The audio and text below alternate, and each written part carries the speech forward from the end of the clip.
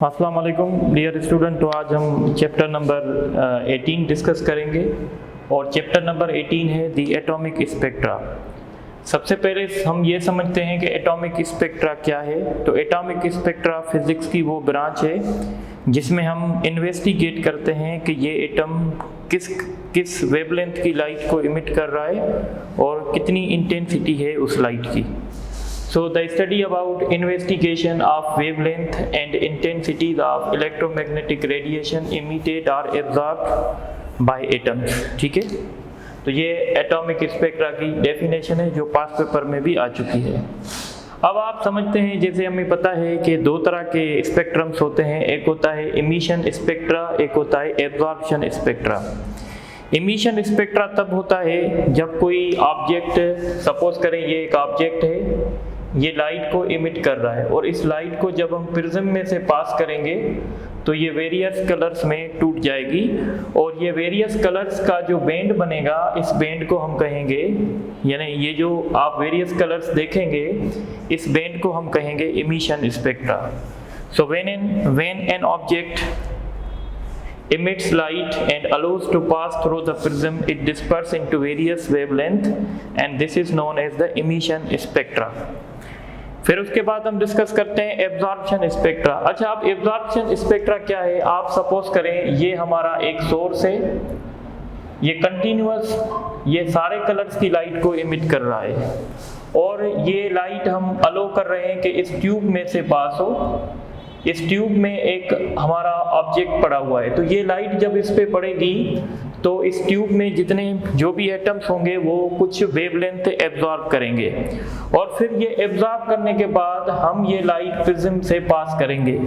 तो जब हम ये लाइट प्रिज्म में से पास करेंगे, सपोज करें अगर इसके पास रेड कलर की लाइट भी थी, ब्लू कलर की लाइट भी थी, सपोज करें अगर इसने रेड कलर की लाइट एब्जॉर्ब की तो बाकी ब्लू कलर की लाइट हमें इस स्पेक्ट्रम में नजर आएगी। यानी एब्जॉर्प्शन स्पेक्ट्रम में हमें वो कलर्स मिलेंगे जो हमारे ऑब्जेक्ट ने एब्जॉर्ब नहीं किए होंगे, जो एब्जॉर्ब किए होंगे वो वहाँ पे शो नहीं होंगे। सो when a light from a source is allowed to absorb by object then allowed to pass through the prism, then this spectrum is called absorption। याद रखिएगा, अगर ये जो ऑब्जेक्ट है इसका अगर हम एब्जॉर्प्शन स्पेक्ट्रम देख रहे हैं और उसमें अगर हम ब्लू कलर की लाइन देख रहे हैं, ठीक है, या उसमें हम सारे कलर्स की लाइट देख रहे हैं पर सिर्फ उसमें रेड कलर की लाइट नहीं है, तो इसका मतलब है इसने रेड कलर की लाइट को एब्जॉर्ब किया है। अब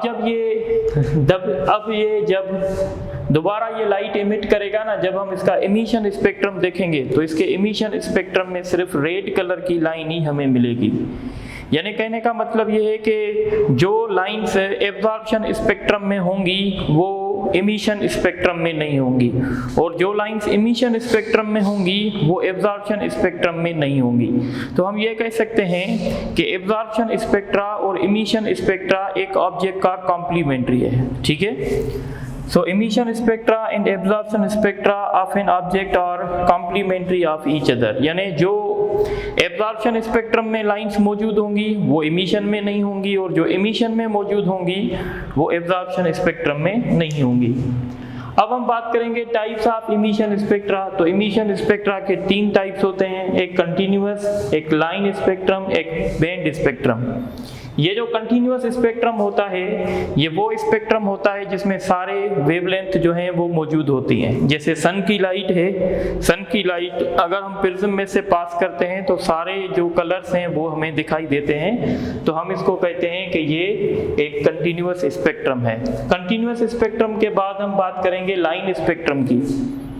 तो लाइन स्पेक्ट्रम क्या होता है? तो लाइन स्पेक्ट्रम वो स्पेक्ट्रम होता है जिसमें कुछ कलर्स होते हैं और कुछ कलर्स नहीं होते, यानी कुछ वेवलेंथ मौजूद होती हैं और कुछ वेवलेंथ की जगह पे डार्क लाइंस होती हैं, तो हम उसको कहते हैं लाइन स्पेक्ट्रम। जैसे अगर आप बात करें जो एटम्स लाइट इमिट करते हैं वो हमेशा लाइन स्पेक्ट्रम होता है। जैसे अगर हम बात करें जैसे हमारे पास सोडियम एटम है, तो सोडियम एटम जब लाइट इमिट करता है तो उसमें सिर्फ येलो कलर्स की लाइंस आती हैं, बाकी किसी भी कलर की लाइंस नहीं आती, तो हम कहते हैं कि ये इसका लाइन स्पेक्ट्रम है। उसके बाद होता है बैंड स्पेक्ट्रम।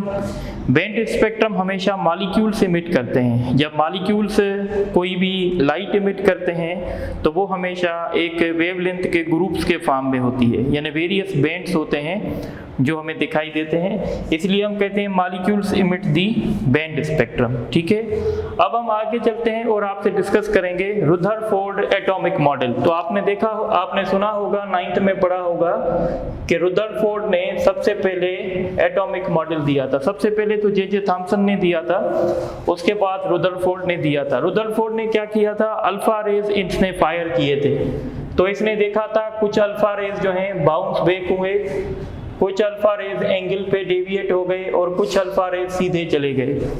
जो अल्फा रेज सीधे चले गए, ठीक है, जो अल्फा रेज बाउंस बैक हुए, इसका मतलब है कि एटम की जो पॉजिटिव चार्ज है वो एक पॉइंट पे कंसंट्रेटेड है, जिसको हम न्यूक्लियस कहते हैं। क्योंकि अल्फा रेज पे भी पॉजिटिव चार्ज होती है, जब पॉजिटिव चार्ज के साथ जाके स्ट्राइक करेगी तो वो रिपेल होगी। तो most of alpha rays bounce back. इससे हमने क्या सीखा, इससे हमने ये सीखा कि atom has positive charge, atom के पास पॉजिटिव चार्ज है concentrated at a point called nucleus, और वो पॉजिटिव चार्ज एक पॉइंट पे कंसंट्रेटेड है जिसको हमने न्यूक्लियस कहते हैं। तो आपसे ये पूछ सकते हैं कि न्यूक्लियस सबसे पहले किसने डिस्कवर किया था, तो न्यूक्लियस को डिस्कस करने वाला भी रुदरफोर्ड था। उसके बाद है most of alpha rays passes without deflection, और कुछ अल्फा रेज ऐसे थे जो सीधे चले गए। जो अल्फा रेज सीधे चले गए, इसका मतलब है एटम का बहुत सारा हिस्सा जो है वो एम्प्टी है, खाली है। Most of alpha rays deviated at some angles, और कुछ अल्फा रेज कुछ एंगल्स पे डेविएट हो गए। ये डेविएट इसलिए हुए क्योंकि इनका इंटरेक्शन इलेक्ट्रॉन के साथ हुआ था। तो हम कहते हैं कि एटम में जो इलेक्ट्रॉन्स होते हैं वो रिवॉल्व करते हैं न्यूक्लियस को। तो ये रुदरफोर्ड एक्सपेरिमेंट के कुछ रिजल्ट्स है। पर आपको पता है रुदरफोर्ड का जो एक्सपेरिमेंट था उसका मेजर ड्रॉबैक था कि वो कह रहा था कि electron continuously energy emit out करता है और फाइनली जाके न्यूक्लियस में गिर जाता है, यानी एटम की इनस्टेबिलिटी को बता रहा था। तो ऐसे बिल्कुल नहीं होता। तो फिर उसके बाद हम डिस्कस करते हैं बोहर्स एटॉमिक मॉडल। बोहर्स ने जो एटॉमिक मॉडल दिया है ये हम कहते हैं कॉम्बिनेशन है। इसके कुछ बातें क्लासिकल फिजिक्स को सपोर्ट करती हैं और कुछ बातें क्वांटम कॉन्सेप्ट को सपोर्ट करती हैं।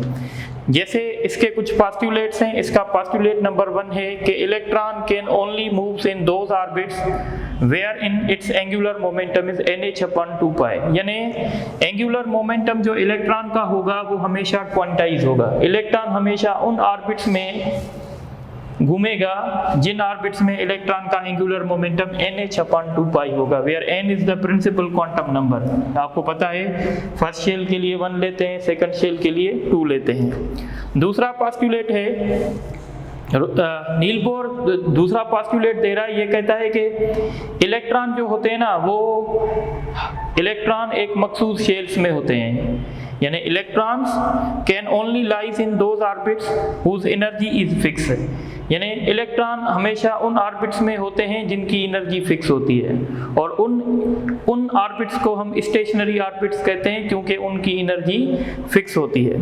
तो जब तक इलेक्ट्रॉन एक मखसूस ऑर्बिट में होता है तब तक वो एनर्जी ना गेन कर सकता है ना लॉस कर सकता है, क्योंकि उस ऑर्बिट की एनर्जी फिक्स होती है। अगर इलेक्ट्रॉन फर्स्ट ऑर्बिट में है तो उसकी एनर्जी फिक्स होगी, सेकंड ऑर्बिट में है तो उनकी एनर्जी फिक्स होगी, और उन ऑर्बिट्स को हम कहते हैं स्टेशनरी ऑर्बिट्स। स्टेशनरी ऑर्बिट्स इसलिए कह रहे हैं क्योंकि इनकी एनर्जी यहाँ पे फिक्स होगी। The electron can not lose energy in stationery orbit. Suppose अगर आप कह रहे हैं कि ये इलेक्ट्रॉन फर्स्ट शेल में मूव कर रहा है, तो जब तक ये इलेक्ट्रॉन फर्स्ट शेल में मूव करता रहेगा तब तक ये ना एनर्जी को गेन करेगा ना ये लॉस करेगा, क्योंकि ये स्टेशनरी ऑर्बिट है। Electron can jump from one energy level electron can jump from one energy level to another energy level. यानी आप समझें कि ये अगर फर्स्ट एनर्जी लेवल है, ये सेकंड एनर्जी लेवल है, ये थर्ड एनर्जी लेवल है, तो इलेक्ट्रॉन एक एनर्जी लेवल से दूसरे एनर्जी लेवल पे जंप लगा सकता है। जब इलेक्ट्रॉन एक एनर्जी लेवल से दूसरे एनर्जी लेवल पे जंप लगाएगा तो या तो इलेक्ट्रॉन एनर्जी एब्जॉर्ब करेगा या तो इलेक्ट्रॉन एनर्जी इमिट करेगा। अब हमें पता कैसे चलेगा कि इलेक्ट्रॉन एनर्जी एब्जॉर्ब करेगा या इमिट करेगा? तो हम देखेंगे अगर वो हायर एनर्जी लेवल से लोअर एनर्जी लेवल पे जंप लगाएगा तो हायर एनर्जी लेवल, जब हायर एनर्जी लेवल से वो जंप लगाएगा लोअर एनर्जी लेवल, तो हम कहेंगे इसने जब वो लोअर एनर्जी लेवल से जंप लगाएगा हाई एनर्जी लेवल, तो हम कहेंगे इलेक्ट्रॉन ने एनर्जी को एब्जॉर्ब किया है। इसका मतलब है कि इनिशियल जो एनर्जी थी, जो इनिशियल एनर्जी इलेक्ट्रॉन की थी वो कम थी और फाइनल एनर्जी इलेक्ट्रॉन की ज़्यादा हो गई, तो हम कहेंगे इलेक्ट्रॉन ने एनर्जी एब्जॉर्ब की है। तो इलेक्ट्रॉन जब एनर्जी को एब्जॉर्ब करता है तो वो लोअर एनर्जी लेवल से जंप लगाता है हायर एनर्जी लेवल पे। तो मैंने लिखा है if EF is greater than EI, तो इसका मतलब है एनर्जी एब्जॉर्ब हुई है। पर जब इलेक्ट्रॉन हायर एनर्जी लेवल से जंप लगाता है लोअर एनर्जी लेवल, इसका मतलब है इलेक्ट्रॉन ने एनर्जी इमिट की है। मतलब अगर इलेक्ट्रॉन 2 से 1 पे जंप लगाएगा तो 2 पे इलेक्ट्रॉन की एनर्जी ज़्यादा होगी और 1 पे इलेक्ट्रॉन की एनर्जी कम होगी। इसका मतलब है इलेक्ट्रॉन ने एनर्जी लॉस की है। यानी इलेक्ट्रॉन जब एनर्जी लॉस करेगा तो फाइनल ऑर्बिट में एनर्जी जो होगी वो कम होगी और इनिशियल ऑर्बिट में वो एनर्जी ज़्यादा होगी। सिंपल वर्ड्स में हम कह सकते हैं कि जब इलेक्ट्रॉन हायर एनर्जी लेवल से लोअर एनर्जी लेवल पे जंप लगाता है तो वो एनर्जी को इमिट करता है, पर जब लोअर एनर्जी लेवल से वो हायर एनर्जी लेवल पे जाता है तो वो एनर्जी को एब्जॉर्ब करता है। तो आप ये लिखें, आप ये नोट करें, तो फिर हम आगे कुछ और टॉपिक डिस्कस। अच्छा, अब हम कुछ डेरिवेशंस आपसे डिस्कस करेंगे। डेरिवेशन तो हम नहीं करेंगे, सिर्फ लास्ट के रिजल्ट्स आपसे डिस्कस करेंगे। तो एक है radius of nth orbit of hydrogen atom. आपको पता है बोर्स ने जो एटॉमिक मॉडल दिया है वो हाइड्रोजन एटम पे दिया है। तो हाइड्रोजन एटम का अगर आप किसी भी ऑर्बिट का रेडियस फाइंड करना चाहेंगे तो उसका फार्मूला होगा 4πε0 h कट। ये जो h कट होता है ना, ये h/2π के बराबर होता है। तो 4πε0 h cut square upon me square multiplied by n square. n square का मतलब है कि आप कौन से ऑर्बिट का फाइंड करना चाहते हैं। तो ये जो पूरा है ना, ये पूरा कांस्टेंट है और अगर आप इस कांस्टेंट का वैल्यू निकालेंगे तो आपका रिजल्ट आएगा 0.53 एंगस्ट्रॉम। ये जो 0.53 एंगस्ट्रॉम है ना, हम कहते हैं ये फर्स्ट ऑर्बिट का रेडियस है और हम इसको बोहर्स रेडियस भी कहते हैं। तो अगर हमें किसी भी ऑर्बिट का रेडियस चाहिए, सेकंड का चाहिए, थर्ड का चाहिए, तो हम क्या करेंगे, n स्क्वायर मल्टीप्लाई करेंगे। यानी फर्स्ट ऑर्बिट का जो रेडियस होगा वो a0 होगा, सेकंड का 4a0 होगा, थर्ड का 9a0 होगा। यानी n स्क्वायर से ऑर्बिट बढ़ता जाएगा। अगर आप रेशियो निकालेंगे ना ऑर्बिट्स के, तो ऑर्बिट्स के रेशियो आएंगे 1, 4, 9, 16, इस तरीके से रेशियोज बनेंगे, यानी n स्क्वायर से बनेंगे। उसके बाद है energy of electron in nth orbit of hydrogen atom. Electron की एनर्जी किसी भी ऑर्बिट में अगर आप फाइंड करना चाहते हैं तो उसका फार्मूला है -m e⁴ 34 pi square epsilon not square h cut square और डिवाइडेड बाय n स्क्वायर। तो ये एक पूरा कांस्टेंट है। इस पूरे कांस्टेंट का वैल्यू आता है 13.6 इलेक्ट्रॉन वोल्ट। इसलिए हम कहते हैं कि जब हमारा इलेक्ट्रॉन ग्राउंड स्टेट में होता है तो उसकी एनर्जी -13.6 इलेक्ट्रॉन वोल्ट होती है। किसी भी अगर हमें ऑर्बिट में चाहिए, सपोज सेकंड ऑर्बिट में चाहिए या थर्ड ऑर्बिट में, तो हम लिखेंगे E0 divided by n square, यानी फिर हम n स्क्वायर से डिवाइड करते जाएंगे। अगर आप फर्स्ट ऑर्बिट की एनर्जी देखेंगे तो फर्स्ट ऑर्बिट की एनर्जी होगी -13.6 इलेक्ट्रॉन वोल्ट। यानी हाइड्रोजन एटम का इलेक्ट्रॉन जब फर्स्ट ऑर्बिट में होगा तो उसकी एनर्जी होगी -13.6।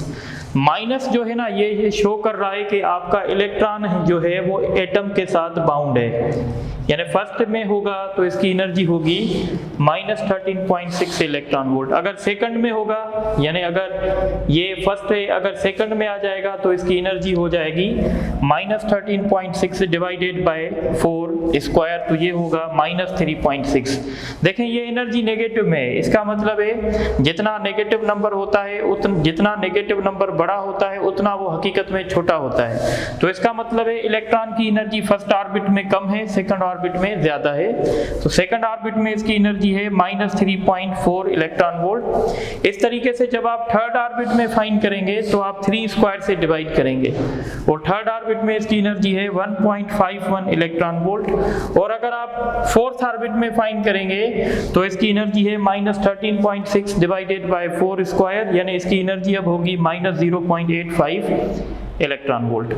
अब जब इलेक्ट्रॉन फर्स्ट ऑर्बिट में होता है ना तो हम कहते हैं इलेक्ट्रॉन हमारा ग्राउंड स्टेट में है, पर जब इलेक्ट्रॉन फर्स्ट ऑर्बिट से ऊपर वाले ऑर्बिट्स में होता है ना तो हम कहते हैं हमारा इलेक्ट्रॉन जो है वो एक्साइटेड स्टेट में है।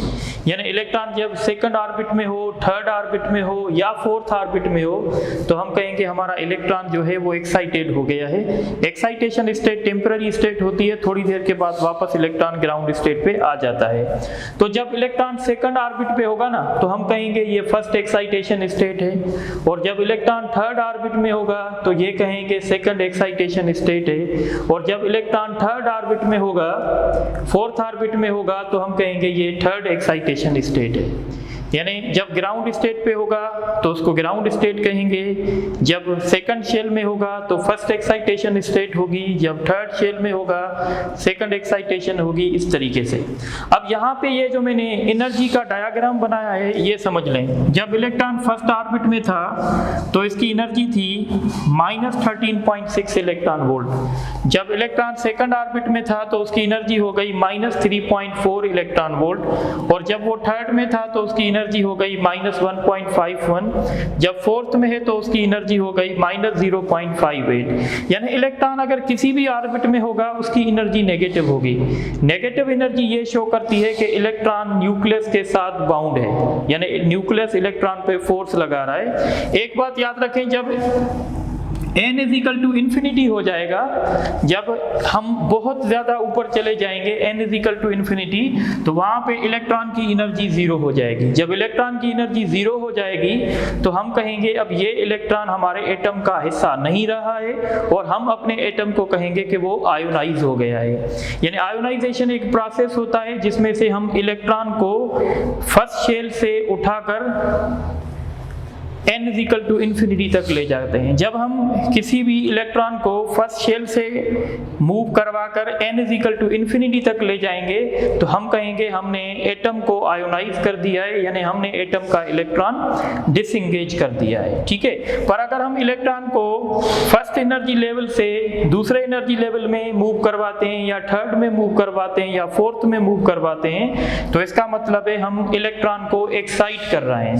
तो एक्साइटेशन एक ऐसा प्रोसेस होता है जिसमें हम इलेक्ट्रॉन को फर्स्ट ऑर्बिट से उठा के सेकंड ऑर्बिट में रखते हैं, थर्ड में रखते हैं, या फोर्थ या किसी भी हायर एनर्जी लेवल में हम रख सकते हैं। सो इलेक्ट्रॉन को जब हम ग्राउंड स्टेट से हायर एनर्जी लेवल पे लेके जाते हैं तो इसको कहते हैं एक्साइटेशन। पर जब हम इलेक्ट्रॉन को फर्स्ट ग्राउंड स्टेट से लेके जाते हैं और n ∞ तक लेके जाते हैं तो फिर इस प्रोसेस को कहते हैं आयोनाइजेशन। जैसे मैंने यहाँ लिखा है, एक्साइटेशन क्या है? It is a process to move the electron from ground state to higher energy states. ठीक है, and what is ionization? It is a process to move the electron from atom. It is the process to move, या ऐसे समझे, it is the process to remove the electron from the atom. अगर हम किसी atom से electron को remove कर रहे हैं तो हम उसको आयोनाइज कहेंगे। सिंपल मतलब यह है कि हम n = 1 से ले गए और उसको n ∞ तक ले गए, तो ये हम कहेंगे आयोनाइजेशन। ठीक है, अब एक्साइटेशन करने के और आयोनाइजेशन करने के मेथड्स होते हैं। हम एक्साइटेशन देखें, अगर हमें एक्साइटेशन करना है, अगर हमें जो है एक्साइटेशन करना है तो एक्साइटेशन में हम क्या करेंगे, जो हमारा ग्राउंड स्टेट पे इलेक्ट्रॉन पड़ा होगा इसको हम एनर्जी देंगे। जब ग्राउंड स्टेट पे इलेक्ट्रॉन पड़ा होगा, जब हम इसको एनर्जी देंगे तो वो एनर्जी को एब्जॉर्ब करके सेकंड एनर्जी लेवल पे भी जा सकता है, थर्ड एनर्जी लेवल पे भी जा सकता है, फोर्थ पे भी जा सकता है। अगर हम सपोज करें फर्स्ट एक्साइटेशन एनर्जी फाइंड करना चाहते हैं, फर्स्ट एक्साइटेशन एनर्जी का मतलब होता है कि हम जो अपने इलेक्ट्रॉन को हैं ग्राउंड से लेकर फर्स्ट एक्साइटेशन एनर्जी में ले जाते हैं, यानी फर्स्ट एक्साइटेशन स्टेट में लेके जाना चाहते हैं, तो हम क्या करेंगे, इन दो एनर्जी का डिफरेंस निकालेंगे। तो इन दो एनर्जी का जब हम डिफरेंस निकालेंगे तो वो आएगा 10.2 इलेक्ट्रॉन वोल्ट। तो ये जो 10.2 इलेक्ट्रॉन वोल्ट है इसको कहते हैं first excitation energy. First excitation से मुराद है कि हम अपने इलेक्ट्रॉन को ग्राउंड स्टेट से ले जाएंगे और यानी हम फर्स्ट एनर्जी लेवल से ले जाएंगे सेकंड एनर्जी लेवल तक। तो इस दौरान जो हमें एनर्जी देनी पड़ेगी वो 10.2 इलेक्ट्रॉन वोल्ट देनी पड़ेगी। इस तरीके से अगर हम सेकंड एक्साइटेशन एनर्जी फाइंड करना चाहते हैं तो सेकंड एक्साइटेशन एनर्जी का मतलब होता है कि हम इलेक्ट्रॉन को n=1 से ले जाएंगे n=3 तक। सेकंड एक्साइटेशन एनर्जी हम कैसे फाइंड करेंगे, हम इन दो एनर्जी का डिफरेंस निकालेंगे। तो जब हम इन दो एनर्जी का डिफरेंस निकालेंगे तो ये डिफरेंस आएगा हमारे पास 12.09 इलेक्ट्रॉन वोल्ट। पर जब हम थर्ड एक्साइटेशन एनर्जी निकालना चाहते हैं तो थर्ड एक्साइटेशन एनर्जी का मतलब है कि हम n=1 से लेकर n=4 तक ले जाएंगे। और अगर आप फोर्थ शेल में देखें तो एनर्जी ये है, फर्स्ट शेल में ये है, तो इन दोनों का हम डिफरेंस निकालेंगे तो ये आएगा 12.75 इलेक्ट्रॉन वोल्ट। तो इस तरीके से हम एक्साइटेशन एनर्जी निकाल सकते हैं, first excitation energy, second excitation energy और थर्ड एक्साइटेशन एनर्जी। एक बात आप और भी याद रखें, देखें पहले वाले जो एनर्जी लेवल्स हैं उनके बीच में गैप ज्यादा है, पर आगे जैसे ही हम बढ़ते जाएंगे एनर्जी लेवल्स के बीच में गैप भी कम होता जाएगा। यानी पहले अगर आप इन दो में डिफरेंस देखें ज्यादा है, इन दो में डिफरेंस देखें कम है, फिर इनमें देखें और कम है, तो बाकी के ऊपर वाले जो एनर्जी लेवल्स हैं वो आपस में क्लोज होते जाते हैं। तो ये भी आपको ऑब्जर्व करना है। मेरी बात आप लोगों को समझ में आनी चाहिए। अब ये हम डिस्कस करेंगे कि अब एक और इम्पॉर्टेंट बात हो सकती है। देखें अगर मैं कहता हूं कि एक इलेक्ट्रॉन है जो ग्राउंड स्टेट पे था, अगर उस इलेक्ट्रॉन को 11 इलेक्ट्रॉन वोल्ट का फोटॉन मिलेगा, क्या वो इलेक्ट्रॉन 11 इलेक्ट्रॉन वोल्ट का फोटॉन एब्जॉर्ब करेगा? तो याद रखिएगा इलेक्ट्रॉन वो फोटॉन एब्जॉर्ब कर सकता है जो इन दो एनर्जी लेवल्स का डिफरेंस हो, या इन दो एनर्जी लेवल्स का डिफरेंस हो, या इन दो एनर्जी लेवल्स का डिफरेंस हो। मतलब आपका इलेक्ट्रॉन 10.2 इलेक्ट्रॉन वोल्ट का फोटॉन एब्जॉर्ब कर सकता है, 12.09 का कर सकता है, 12.75 इलेक्ट्रॉन वोल्ट का कर सकता है। पर जैसे कि मैं कह रहा हूं क्या इलेक्ट्रॉन 11 इलेक्ट्रॉन वोल्ट वाला फोटॉन एब्जॉर्ब कर सकता है? तो इसका जवाब होगा ये नहीं करेगा। यानी 11 इलेक्ट्रॉन वोल्ट का फोटॉन जब इलेक्ट्रॉन पे इंसिडेंट होगा इलेक्ट्रॉन उसको एब्जॉर्ब नहीं करेगा। इलेक्ट्रॉन हमेशा एक फिक्स्ड अमाउंट एनर्जी का एब्जॉर्ब करेगा, और वो फिक्स अमाउंट कितना होगा? 10.2 भी हो सकता है, 12.9 भी हो सकता है, 12.75 इलेक्ट्रॉन वोल्ट भी हो सकता है। मेरी बात आपको समझ में आनी चाहिए। अच्छा, अब ये जो हमारे पास मेथड्स होते हैं एक्साइटेशन करने के, या हम कहते हैं आयोनाइजेशन करने के, हमारे पास मेथड्स होते हैं। तो हम आयोनाइजेशन करने के लिए या एक्साइटेशन करने के लिए हमें इलेक्ट्रॉन को एनर्जी देनी है, और एनर्जी हम 3 तरीकों से दे सकते हैं। एक है थर्मल एक्साइटेशन। थर्मल एक्साइटेशन में हम क्या करते हैं कि हम अपने एटम को हीट करते हैं। जब हम हीट करते हैं तो टेम्परेचर की वजह से इलेक्ट्रॉन को एनर्जी मिल जाती है और वो ग्राउंड स्टेट से हायर एनर्जी स्टेट्स पे चले जाते हैं। या होता है फोटॉन एक्साइटेशन। फोटॉन एक्साइटेशन में हम क्या करते हैं, एटम्स के ऊपर लाइट इंसिडेंट करवाते हैं। जब हम एटम्स के ऊपर लाइट इंसिडेंट करवाते हैं तो वो उससे फोटॉन को एब्जॉर्ब करके हायर एनर्जी लेवल्स पे चले जाते हैं। या होता है इलेक्ट्रिक एक्साइटेशन, या हम उसको इलेक्ट्रिक पोटेंशियल देते हैं, एक्सेलरेटिंग वोल्टेज देते हैं। जब हम उनको एक्सेलरेटिंग वोल्टेज देते हैं तो वो ग्राउंड स्टेट से हायर एनर्जी लेवल्स पे चले जाते हैं। तो यहाँ पे एक टर्म होती है जिसको हम डिफाइन करेंगे। एक होता है एक्साइटेशन पोटेंशियल। तो जैसे मैंने आपको बताया कि हम इलेक्ट्रिक एक्साइटेशन भी कर सकते हैं, तो हम कहते हैं एक्साइटेशन पोटेंशियल क्या है, तो हम कहते हैं the potential the potential required to excite the electron from ground state to excitation state। और अगर आप कहेंगे आयोनाइजेशन पोटेंशियल, आयोनाइजेशन पोटेंशियल की डेफिनेशन क्या होगी? The potential difference required to move the electron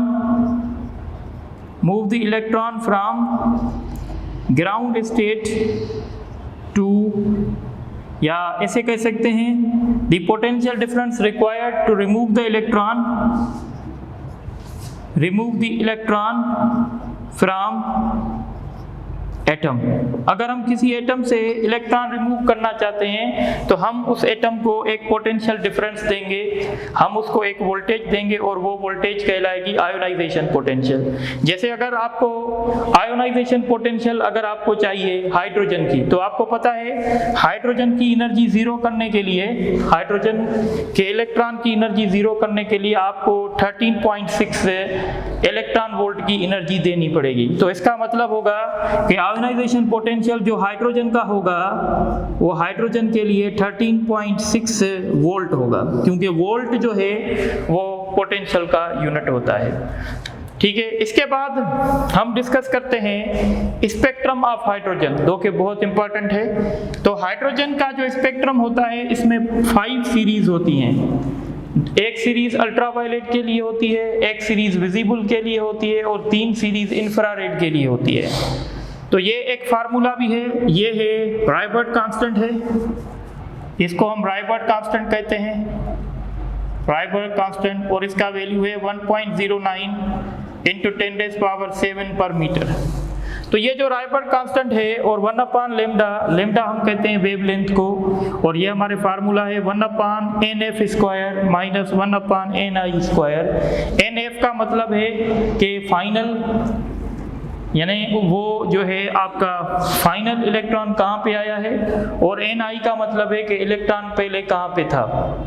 ठीक है, अब हम डिस्कस करेंगे, सपोज हम कह रहे हैं लाइमैन सीरीज। तो लाइमैन सीरीज में क्या होगा कि हमारा इलेक्ट्रॉन किसी भी हायर एनर्जी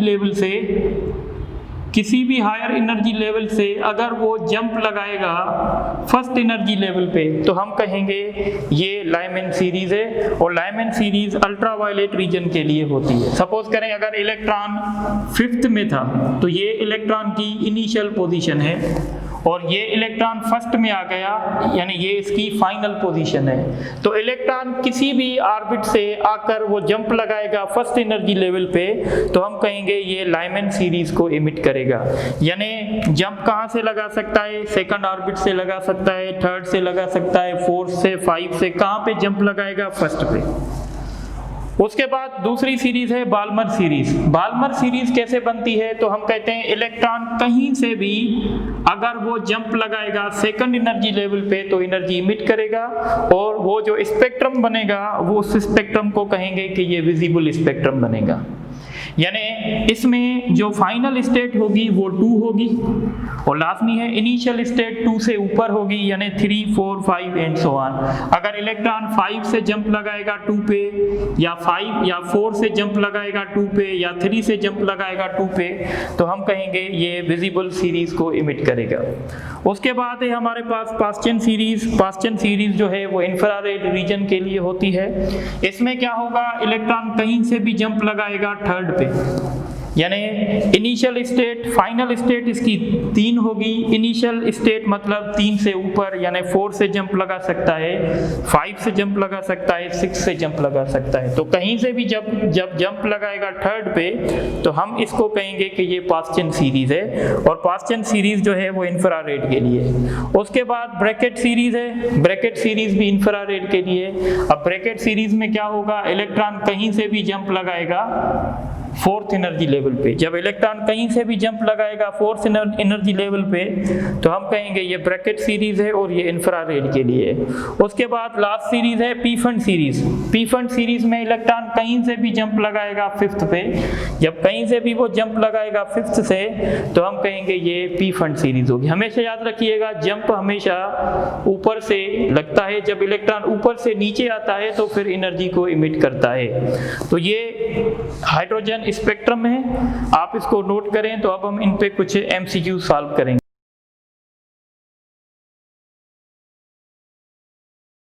अच्छा, अब हम ये कुछ एमसीक्यूज डिस्कस करते हैं। तो एक एमसीक्यू से the electron can emit in energy only. तो इलेक्ट्रॉन तब एनर्जी इमिट करता है जब वो हायर एनर्जी लेवल से लोअर एनर्जी लेवल पे जंप लगाता है, when it jumps from higher energy level to lower. उसके बाद क्वेश्चन है the angular momentum of electron in stationary orbits. तो स्टेशनरी ऑर्बिट्स में जो इलेक्ट्रॉन का एंगुलर मोमेंटम होता है वो nh/2π होता है, थोड़ी देर पहले हमने पढ़ा था। In which of the following transition electron emits maximum energy. तो मैक्सिमम एनर्जी तब इमिट होती है जब इलेक्ट्रॉन कहीं से भी जंप लगाएगा 1 पे। अगर इलेक्ट्रॉन कहीं से भी जंप लगाएगा ना 1 पे तो ये ज़्यादा एनर्जी इमिट होगी। अगर वो सेकंड से जंप लगाएगा फर्स्ट पे तो थोड़ी कम होगी। अगर वो थर्ड से फर्स्ट पे लगाएगा ज़्यादा, और अगर फोर्थ से फर्स्ट पे लगाएगा तो और ज़्यादा। अब हम ऑप्शन देखेंगे n = 4 to n = 1, इसमें तो सबसे ज़्यादा होगी। n = 5 to n = 2, तो ये 2 पे जंप लगा रहा है इसलिए कम होगी। इसमें भी जंप लग रहा है 3 पे, इसमें भी कम होगी। इसमें तो एनर्जी एब्जॉर्ब होगी क्योंकि 1 से 3 में लगा रहा है। तो इसमें बेस्ट जो ऑप्शन होगा फोर्थ से जंप लगाएगा जब फर्स्ट में। उसके बाद क्वेश्चन है an electron of hydrogen atom absorbs the energy of 10.2 electron volt then it jumps to. तो आपको पता है कि इलेक्ट्रॉन की एनर्जी होती है -13.6। अगर इसने एब्जॉर्ब कर दिया 10.4 तो इसकी एनर्जी कितनी हो जाएगी? तो इसकी एनर्जी हो जाएगी 2 और 3, यानी माइनस की 3.2। तो -3.2 जो इसकी एनर्जी होती है वो कौन से ऑर्बिट में होती है? तो ये सेकंड ऑर्बिट में होती है, तो इसलिए हम कहेंगे n = 2। ठीक है, तो n = 2 यानी ये सेकंड ऑर्बिट में चला जाएगा। जैसे आपने पढ़ा था ना सेकंड ऑर्बिट में एनर्जी क्या होगी, तो डिवाइड करोगे 4 से, 13.6 को 4 से डिवाइड करोगे तो इस पे कितने टाइम्स लगेगा? 3 टाइम्स। ठीक है, तो अच्छा यहाँ पे 10.2 है ना, तो ये 10.4 होगा। ठीक है, और यहाँ से भी 3.4 आ रहा है। तो इसका मतलब है जब इसको 10.2 इलेक्ट्रॉन वोल्ट मिलेगा अब इसकी एनर्जी हो जाएगी 3.4, और 3.4 इलेक्ट्रॉन की एनर्जी सेकंड ऑर्बिट में होती है, इसलिए हम कहेंगे वो सेकंड ऑर्बिट में आ जाएगा। उसके बाद क्वेश्चन है an electron of hydrogen atom is in the ground state then which. अच्छा, मैंने ये लिखा भी था पिछले लेक्चर में पर मैं एक्सप्लेन नहीं कर पा रहा, एक्सप्लेन मैंने नहीं किया, थोड़ी बात समझ लें। इलेक्ट्रॉन जब फर्स्ट ग्राउंड स्टेट में होता है ना तो इलेक्ट्रॉन की जो काइनेटिक एनर्जी होती है वो पोटेंशियल एनर्जी के हाफ होती है, यानी पोटेंशियल एनर्जी इलेक्ट्रॉन की डबल होती है और काइनेटिक एनर्जी हाफ होती है। पर काइनेटिक एनर्जी और टोटल एनर्जी न्यूमेरिकली इक्वल होते हैं, मैंने वहाँ इक्वेशन में लिखा भी था, आप प्रीवियस लेक्चर में देख लीजिएगा, इसी लेक्चर में देख लीजिएगा पर थोड़ा सा पीछे से। तो हम कहेंगे its potential energy is twice of kinetic energy, सही है। Its kinetic energy and total energy are numerically equal, ये भी सही है। Its kinetic energy is maximum, बिल्कुल सही बात है। फर्स्ट ऑर्बिट में इलेक्ट्रॉन की काइनेटिक एनर्जी मैक्सिमम होती है, तो इसलिए हम कहेंगे ऑल ऑफ दीज। उसके बाद क्वेश्चन है a photon of 10.5 electron volt is incident on electron of hydrogen atom in ground state then which of the following is correct. देखें ये जो 10.5 इलेक्ट्रॉन वोल्ट है ना ये इलेक्ट्रॉन एब्जॉर्ब नहीं करेगा, क्योंकि इलेक्ट्रॉन जो एनर्जी एब्जॉर्ब करेगा वो हमेशा फिक्स अमाउंट में होगा। जैसे मैंने पिछले थोड़ी देर पहले बताया था 10.2 इलेक्ट्रॉन वोल्ट का जो फोटॉन एब्जॉर्ब कर सकता है या 12 पॉइंट समथिंग का एब्जॉर्ब कर सकता है, पर ये नहीं कर सकता क्योंकि ये उससे डिफरेंस में नहीं आता। तो हम कहेंगे electron will not absorb the photon. उसके बाद ये क्वेश्चन है, find the shortest wavelength photon emitted in Balmer series.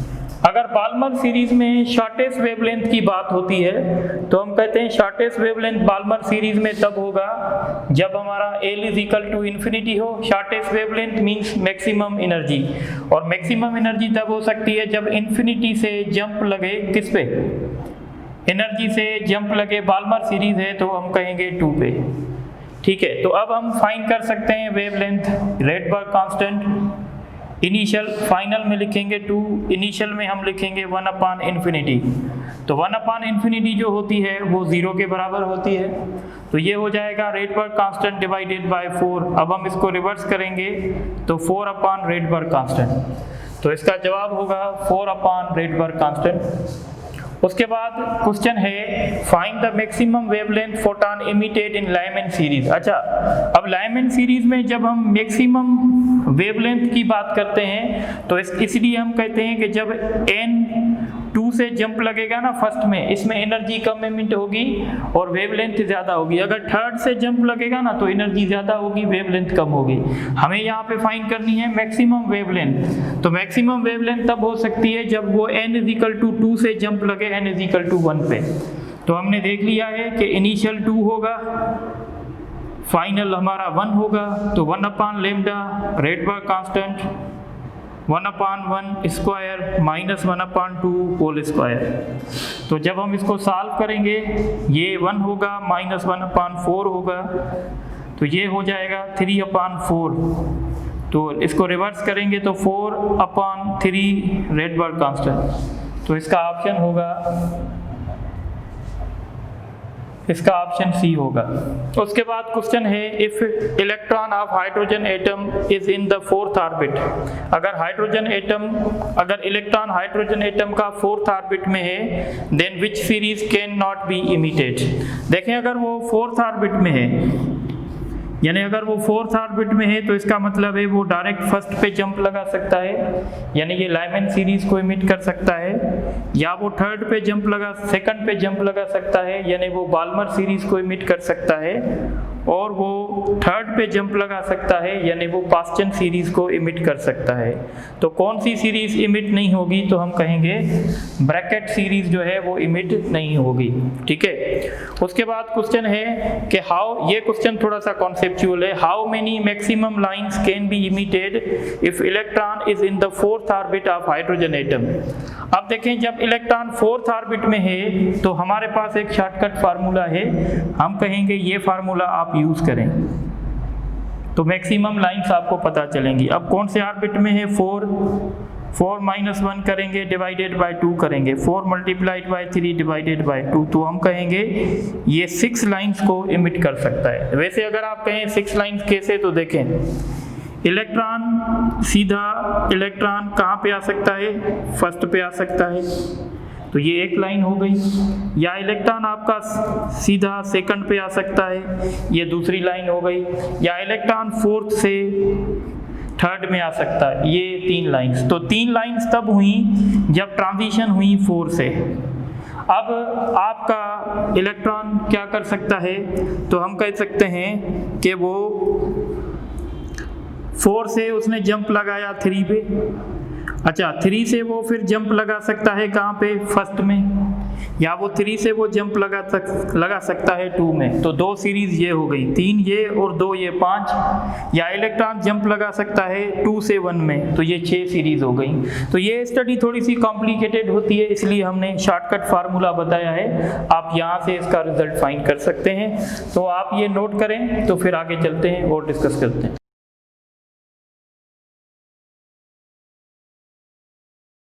अच्छा, अब हम, जो हमारा टॉपिक है वो है एक्स-रेज। एक्स-रेज आप पहले ही जानते हैं। एक्स-रेज क्या हैं? These are electromagnetic radiation having shorter wavelength. X rays electromagnetic radiation हैं और उनकी जो वेवलेंथ है वो 1 एंगस्ट्रॉम से लेकर 10 एंगस्ट्रॉम तक है, यानी 0.1 नैनोमीटर से लेकर 1 नैनोमीटर तक है। These are chargeless, massless and moving with the speed of light. ये chargeless भी हैं और massless भी हैं. These cannot be deflected in magnetic field and electric field, क्योंकि इनके पास चार्ज नहीं है, इस वजह से ये डिफ्लेक्ट नहीं होंगे. Their wavelength can be determined by diffraction through crystals. ये मैंने आपको फर्स्ट ईयर में भी बताया था कि हम एक्सरेज की वेवलेंथ डिफ्रैक्शन के थ्रू फाइंड करते हैं. प्रोडक्शन ऑफ एक्सरेज, एक्सरेज को कैसे बनाया जाता है? तो these can be produced by striking a fast moving electron with anode. अगर आप यहाँ देखें तो हम यहाँ पे क्या कर रहे हैं, हमारे पास एक कॉइल है, इस कॉइल को हमने सप्लाई दिया है, तो यहाँ से हम इस कॉइल को हीट करेंगे. जब हम इस कॉइल को हीट करेंगे तो यहाँ से इलेक्ट्रॉन्स निकलेंगे. इस प्रोसेस को कहते हैं thermionic emission. Thermionic emission. What is thermionic emission? It is a process in which certain metals emits the electrons when these are heated. जब हम कुछ मेटल्स को हीट करते हैं तो उनमें से इलेक्ट्रॉन्स निकलते हैं. अब समझिए, यहाँ पे हमने इस मेटल को हीट किया, इसमें से इलेक्ट्रॉन्स निकले. अब फर्दर हमने इन इलेक्ट्रॉन्स को एक्सेलरेट किया by applying the voltage V. ये समझें एक किस्म का एनोड है, तो ये इलेक्ट्रॉन जब इस एनोड के साथ स्ट्राइक करेंगे तो इनमें से रेडिएशंस निकलेंगे और इन रेडिएशंस को हम कहेंगे कि ये एक्स रेज हैं. So these can be produced by striking a fast moving electron with metals या with heavy anode. अच्छा, ये जो प्रोडक्शन ऑफ एक्स रेज है ये रिवर्स प्रोसेस है फोटो इलेक्ट्रिक इफेक्ट का. फोटो इलेक्ट्रिक इफेक्ट में क्या होता था कि एक मेटल पे लाइट शाइन करते थे और इलेक्ट्रॉन्स निकलते थे, पर यहाँ पे हम क्या कर रहे हैं, एक एनोड पे एक यहाँ पे जो है हम एक एनोड पे इलेक्ट्रॉन इंसिडेंट करवा रहे हैं और यहाँ से हम जो है फोटॉन्स को निकाल रहे हैं. इसका मतलब है ये रिवर्स प्रोसेस होगा फोटो इलेक्ट्रिक इफेक्ट का. ये क्वेश्चन आ सकता है. उसके बाद अब अगर आप एक्सरेज का स्पेक्ट्रम देखेंगे तो ये एक्सरेज का एक स्पेक्ट्रम है. कुछ वेवलेंथ पे ये पीक्स पे जा रही हैं, तो इसका मतलब है कि ये जब कुछ वेवलेंथ पे पीक्स पे जा रही हैं तो इसका मतलब है इसके पास दो तरह के स्पेक्ट्रम्स हैं. एक स्पेक्ट्रम कंटिन्यूअस है, यहाँ से लेकर यहाँ तक ये स्पेक्ट्रम कंटिन्यूअस है, और एक स्पेक्ट्रम जो है वो कैरेक्टरिस्टिक्स है. यानी एक्सरेज के पास दो तरह के स्पेक्ट्रम्स होते हैं. सबसे पहले हम देखेंगे कंटिन्यूअस स्पेक्ट्रम. कंटिन्यूअस स्पेक्ट्रम को हम ब्रेमस्टेलिंग ऑफ एक्स रेज भी कहते हैं. कंटिन्यूअस स्पेक्ट्रम जो होता है एक्स रेज का वो इंडिपेंडेंट करता है नेचर ऑफ एनोड पे. यानी एनोड कोई भी होगा उस पर डिपेंड नहीं करेगा, ये डिपेंड करेगा एक्सेलरेटिंग वोल्टेज पे. अगर आप एक्सेलरेटिंग वोल्टेज बढ़ाओगे, एक्सेलरेटिंग वोल्टेज बढ़ाओगे, वेवलेंथ कम हो जाएगी. यानी वेवलेंथ इनवर्सली प्रोपोर्शनल करती है एक्सेलरेटिंग वोल्टेज से. ये क्यों बनते हैं? तो देखें, ये जो है आपका एक हेवी एनोड है. इस हेवी एनोड के पास इलेक्ट्रॉन्स होंगे और ये आपने इलेक्ट्रॉन फायर किया है.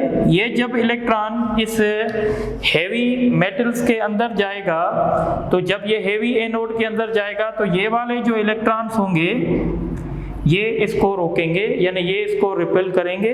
तो आपका जो फास्ट इलेक्ट्रॉन था, ये जो फास्ट इलेक्ट्रॉन है, अब ये क्या बन जाएगा? Slow electron. तो हम कहेंगे इसकी एनर्जी कहाँ चली जाएगी? तो इसकी एनर्जी जो है वो यानी लाइट में चली जाएगी, फोटॉन में चली जाएगी, और उस फोटॉन को हम एक्स रेज कहते हैं. तो हम कहते हैं this is produced due to deceleration of electron. जब ये इलेक्ट्रॉन टारगेट के अंदर आएगा तो टारगेट वाले इलेक्ट्रॉन की जो फील्ड होगी वो इसको रोकेंगे, और जब ये इलेक्ट्रॉन रुकेगा, स्लो होगा, तो ये जब भी कोई चार्ज डेसेलरेट होती है तो वो क्या अपने साथ इमिट करती है? वो रेडिएशन इमिट करती है. तो ये भी रेडिएशन इमिट करेगा और इसकी वजह से ये कंटिन्यूअस स्पेक्ट्रम बनेगा. उसके बाद है कैरेक्टरिस्टिक्स स्पेक्ट्रम. अब कैरेक्टरिस्टिक्स स्पेक्ट्रम आप समझें.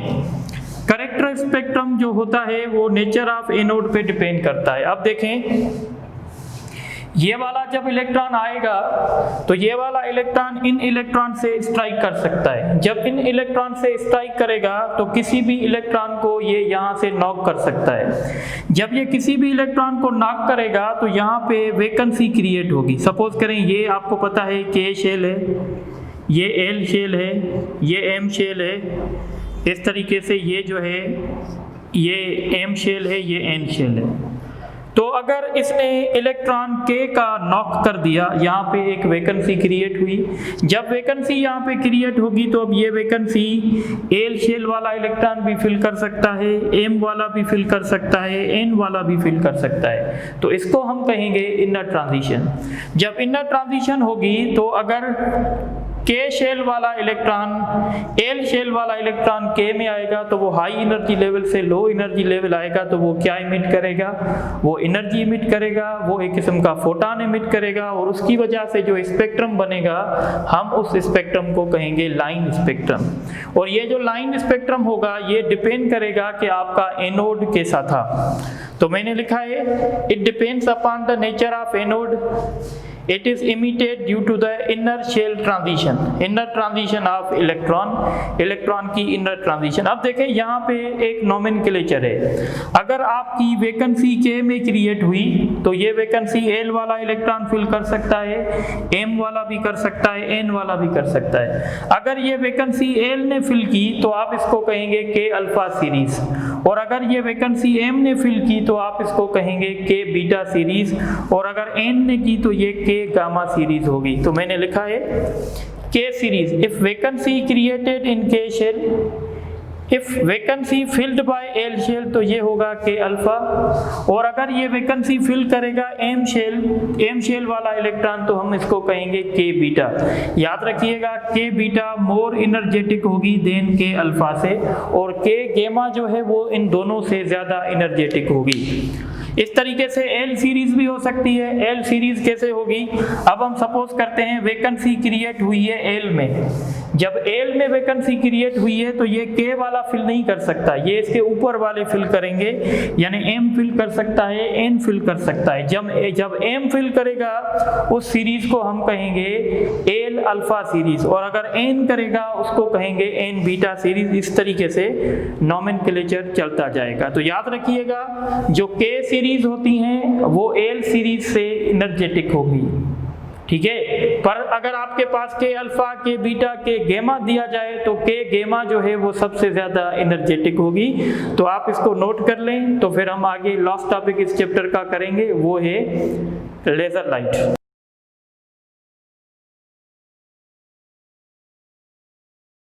अच्छा, अब हमारा लास्ट टॉपिक है और इस लास्ट टॉपिक का नाम है लेज़र लाइट जो हम सुनते हैं। लेज़र देखें किसका जो है वो एक्रोनिम है। तो हम कहते हैं लेज़र का मतलब है light amplification by stimulated emission of radiation, यानी L for light, A for amplification, S for stimulated, E for emission, R for radiation. तो light amplification by stimulated emission of radiation, this is the full form of laser. Laser क्या है?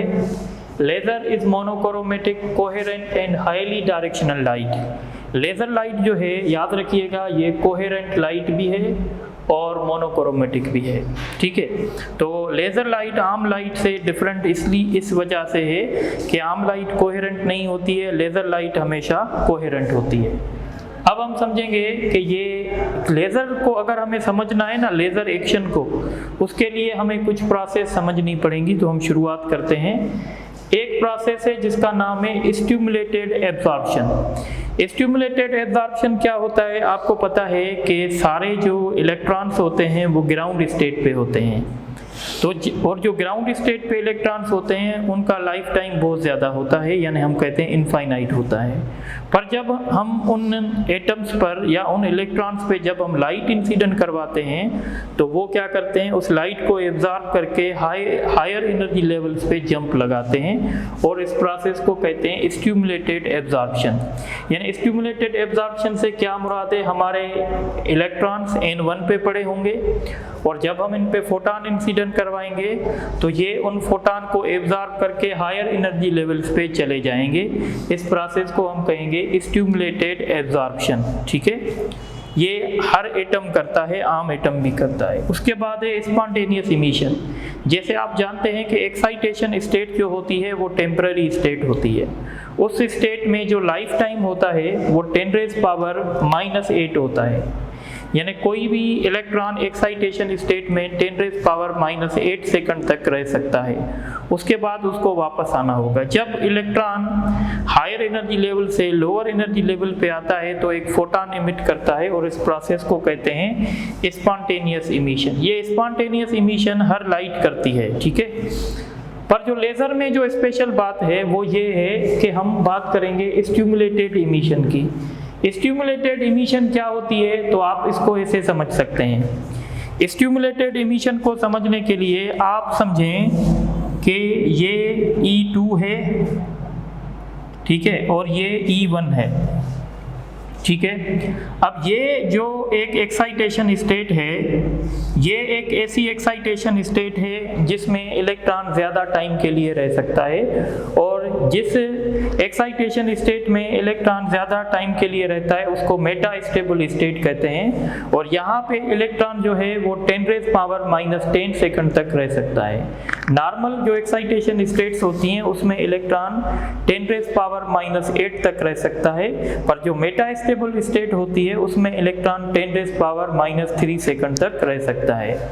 तो अब एक atom था जो यहाँ excite यानी मेटा स्टेबल स्टेट में था, और आपने क्या किया कि इस एटम पे आपने एक फोटॉन इंसिडेंट करवाया, और इस फोटॉन की जो एनर्जी थी वो E2 - E1 थी। तो ये फोटॉन जब ये इसके ऊपर इंसिडेंट होगा तो ये फोटॉन इसको फोर्स करेगा कि आप ग्राउंड स्टेट पे जंप लगाएं। तो जब ये एटम ग्राउंड स्टेट पे जंप लगाएगा तो ये एक फोटॉन इंसिडेंट करेगा। ये जो फोटॉन इंसिडेंट करेगा और ये जो फोटॉन एमिट करेगा और जो फोटॉन इस पे इंसिडेंट हुए थे ये दोनों फोटॉन फेज में होंगे।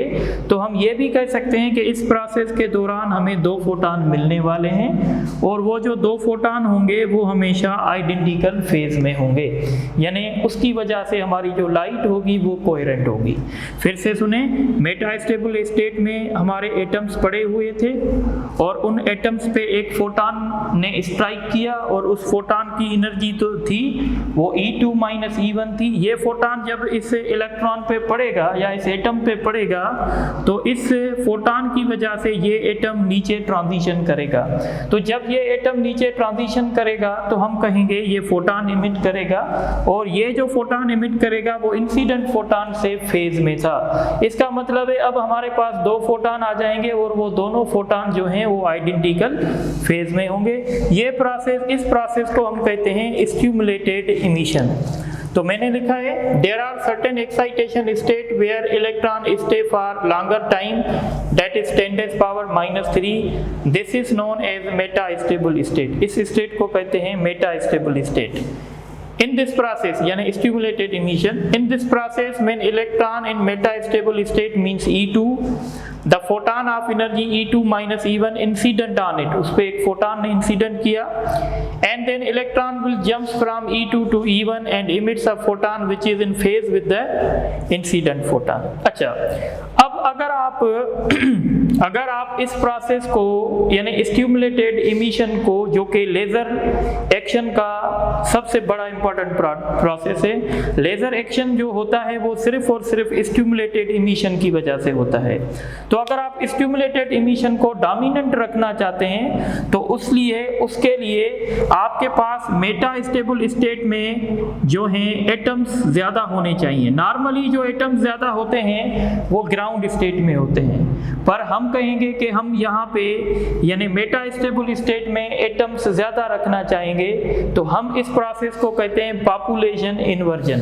पॉपुलेशन इन्वर्जन का मतलब है कि N2 में एटम्स ज़्यादा हैं एज कंपेयर टू N1। इस प्रोसेस को हम कहते हैं पॉपुलेशन इन्वर्जन।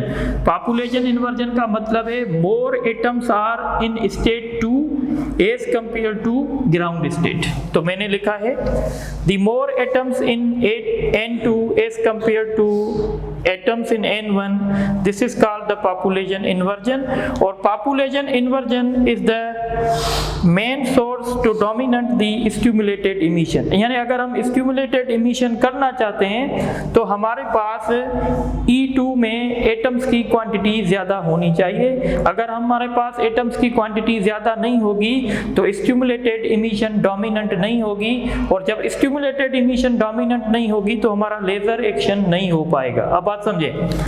अब ये जो दो फोटान हमें मिले, अब हम क्या करेंगे, इन दो फोटान को ज़ाया होने नहीं देंगे। हम ऐसा कोई रिफ्लेक्टिंग सिस्टम यहाँ पे यूज़ करेंगे ताकि ये दो फोटान रिफ्लेक्ट होकर जो बाकी के एटम्स मेटास्टेबल स्टेट में पड़े हुए हैं उस पे जाके इंसिडेंट करें। अब सपोज करें ये दो फोटान रिफ्लेक्ट होकर इन दो एटम्स पे आए। जब ये इन दो एटम्स पे आएंगे अब हमारे पास 4 फोटान होंगे, और अभी भी हम इन 4 फोटान को ज़ाया होने नहीं देंगे क्योंकि हम इन फोटान को एम्पलीफाई कर रहे हैं। तो हम क्या करेंगे, फर्दर इनको रिफ्लेक्ट करके अब ये 4 फोटान इन 4 एटम्स पे पड़ेंगे। जब ये 4 एटम्स पे पड़ेंगे तो अब हमारे पास 8 फोटान प्रोड्यूस हो जाएंगे। तो इस तरीके से हमारे जो फोटान्स हैं वो एम्पलीफाई होंगे, और ये 8 के 8 जो फोटान्स हैं ये फेज में होंगे क्योंकि वो एक टाइम पे इमिट आउट हो रहे हैं। तो इसका मतलब है पहले हमें चाहिए पॉपुलेशन इन्वर्जन, क्योंकि अगर पॉपुलेशन इन्वर्जन नहीं होगी तो हमारे पास फोटान्स मल्टीप्लाई नहीं होंगे।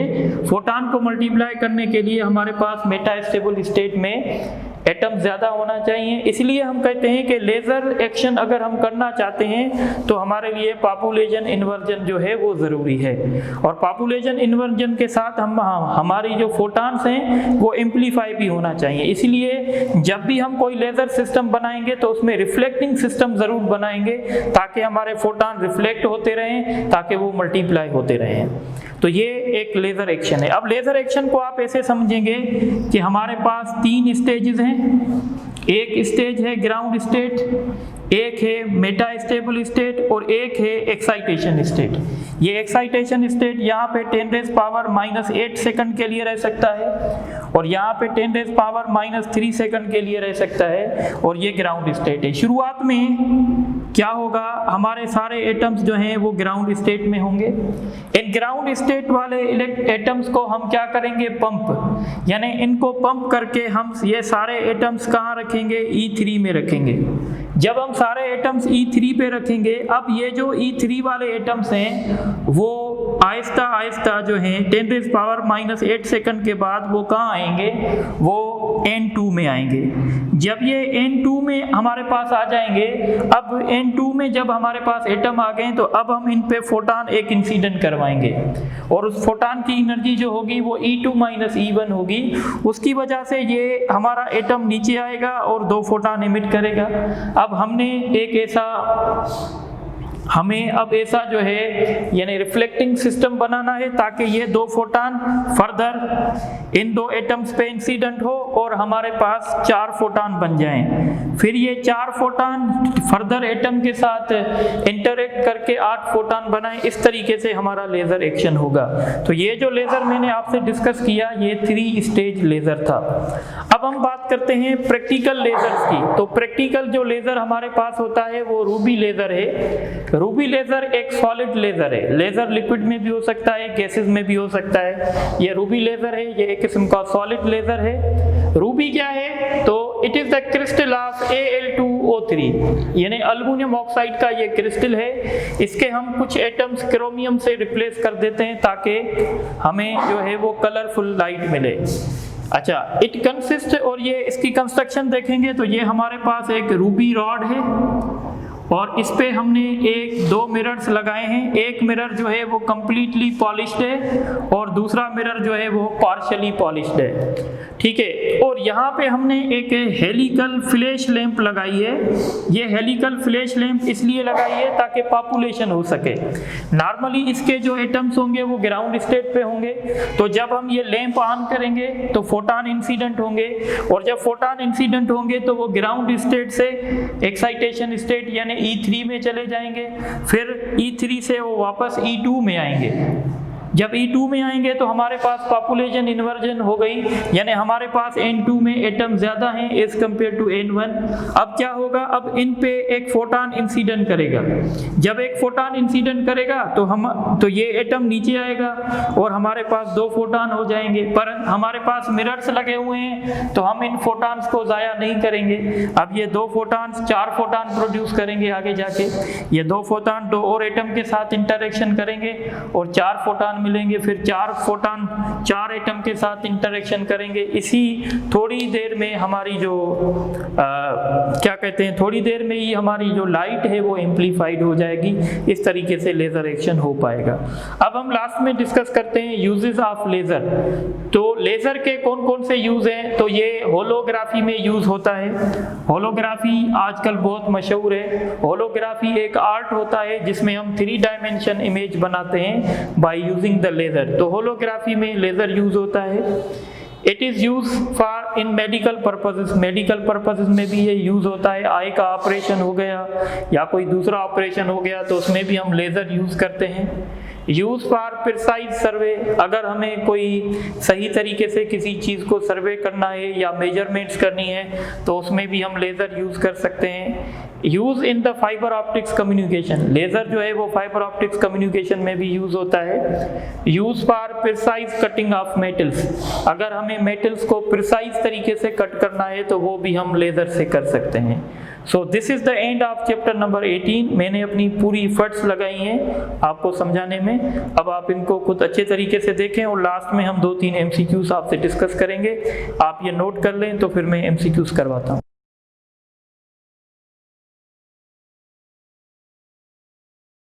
अच्छा, आप ये कुछ MCQs देख लें। When electron of L shell is knocked and if this vacancy is filled by M shell then this emission is known as, तो इसको हम कहेंगे L अल्फा सीरीज।